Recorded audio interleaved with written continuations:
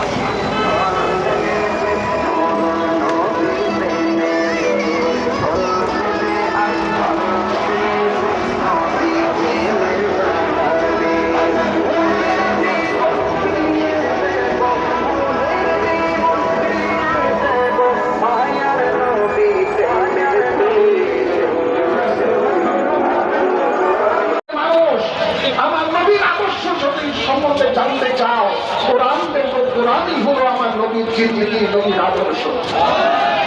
আজকে বাংলাদেশটা আইয়ামে জাহিলিয়াতের যুগের বর্বরতার যুগ পর্যন্ত ছাড়িয়ে দিয়েছে। আজকে মানুষের জানের নিরাপত্তা নাই, মব সৃষ্টি করে জায়গায় জায়গায় মানুষ হত্যা করা হচ্ছে। মানুষের মধ্যে দেখা দিচ্ছে। ঠিক না বাড়ি? নারীরা তাদের ইজ্জতের নিরাপত্তা পায় নাই, মানুষ তাদের জানের নিরাপত্তা পায় নাই। এই যুগে বর্তমান সময়ে এখন ফরজে আইন হয়ে গেছে।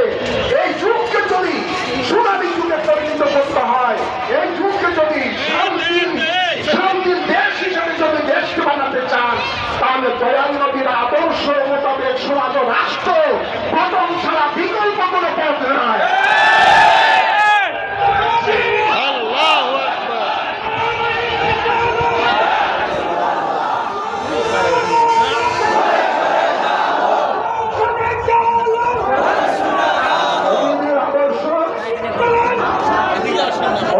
মনে রাখতেন দয়াল নবী যে ইসলাম ধর্ম নিয়ে এসেছেন, সেই ইসলাম ধর্মে সকল জাতি ধর্ম